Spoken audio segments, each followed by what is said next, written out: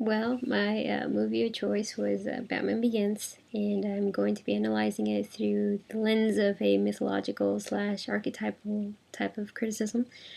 Christopher Nolan's Batman Begins is a quintessential modern day retelling of a classic hero archetype. This is a story based off the character Bruce Wayne and his impossible task to try to save a city from itself. So, in order to use this type of criticism, looking at the definition of a archetypal hero, it consisted of several things, which were that the hero must undertake a quest. Its definition was that a hero undertakes a journey and performs impossible tasks to save his or her people. In Batman Begins, Bruce Wayne departs from Gotham City and lives a life as a thief or as a criminal throughout Asia. And he does this in order to try to understand the motives and operations of thieves, just to try to understand why they do things and just why they do things. Also, a hero archetype consists of having an initiation, which was a hero undergoes ordeals to achieve maturity, phases of separation, transformation, as well as return. So, in this movie, Bruce ends up being recruited by the League of Shadows. It is here where he undergoes rigorous training in order to develop the body to undertake the role as Batman. He takes Ra's al Ghul as a mentor, and the lessons that he gives him strengthens his philosophy of justice. After successfully completing his trials, Batman is confronted with the choice of executioning a thief.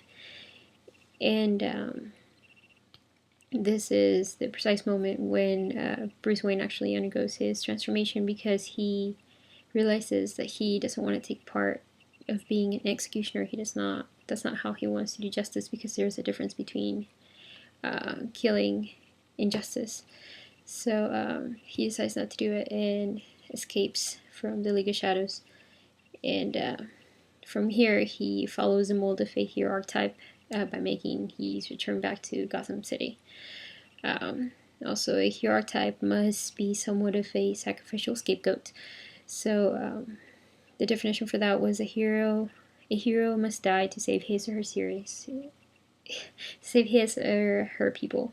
So in this movie, we know that Bruce Wayne does not die, but Bruce Wayne does feel very compelled to put himself in enormous risk and bad,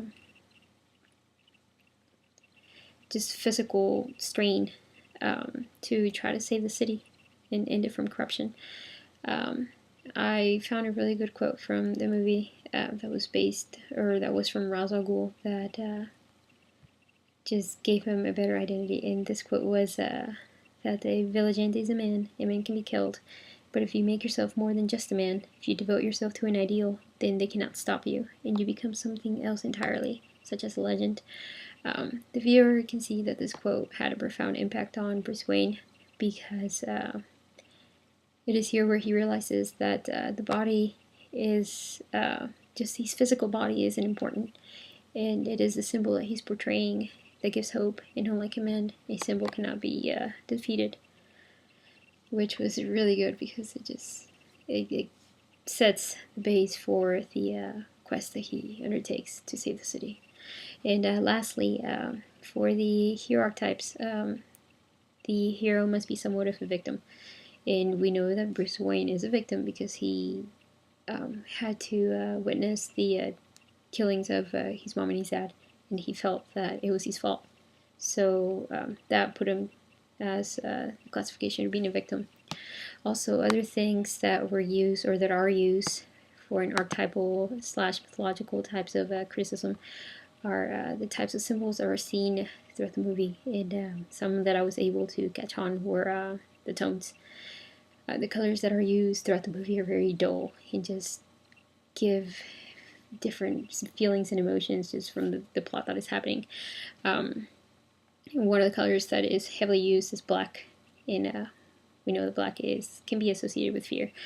Batman utilizes this color to bring fear to criminals, and it discouraged them from doing their deeds. Also, gray is used widely in this movie as well. Gray is associated with hopelessness, and we see that throughout the structure of the city and how things run down and everything is just hopeless. Other things that this type of criticism uses are motifs. One of the motifs I was able to catch so far was the motif of creation, which is rooted in a lot of cultures. It's important. In this movie, this motif of creation is seen by the purpose of the League of Shadows. So they wanted to go into Gotham City and destroy it in order to rebuild it again, because it was already so corrupt, so they wanted to create a better city. Also, the immorality, just the idea of immortality. We learned that the League of Shadows has been operating with going and destroying civilizations to rebuild them again. So, and they kind of state that they've been doing it since the beginning of time. So they're immortal. They've been there since the beginning of time. And this movie, there's also the wise old men, such as Lucius Fox and Alfred. These two give Bruce Wayne a lot of advice and just care for him. And someone else that can be considered in this category is Ra's al Ghul, because of course the advice that he gave Bruce Wayne set the foundation for his quest.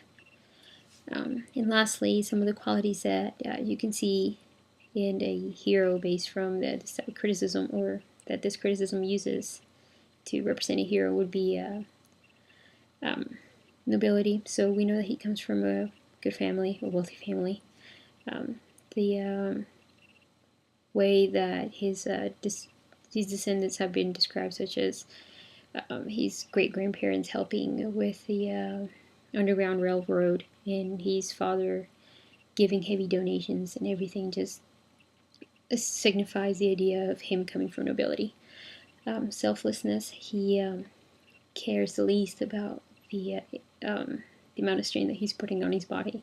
He's doing a lot of damage to it, but yet he's still out there trying to help the world.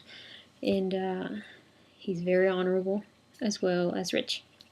He has the resources to do what he does.